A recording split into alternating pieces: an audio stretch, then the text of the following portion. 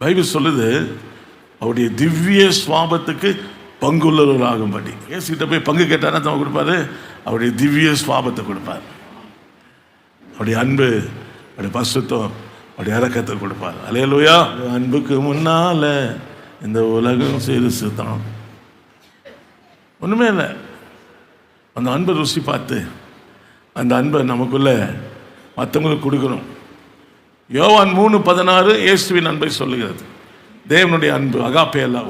யோவான் 3:16 father's love, God's love. 1 John 3:16 நம்ம அன்பு. அவர் தம்முடைய ஜீவனை நமக்காக கொடுத்ததினாலே அன்பு இன்னதென்று அறிந்திருக்கிறோம். நாமும் சகோதரருக்காக ஜீவனை கொடுக்க கடனாளிகளாக இருக்கிறோம். ஒருத்தர் மேல அன்பு வச்சு அவங்களுக்கு என்ன பண்ணுமோ அன்பை காட்டணும். இப்போ பார்த்தாலும் கோபமாகவே இருக்கக்கூடாது. அன்பு, பரிசுத்தம், இது ரெண்டும் தேவன் கொடுக்கிற உன்னதத்துக்குரிய ஆவிக்குரிய ஆசீர்வாதங்கள். ஆமென்.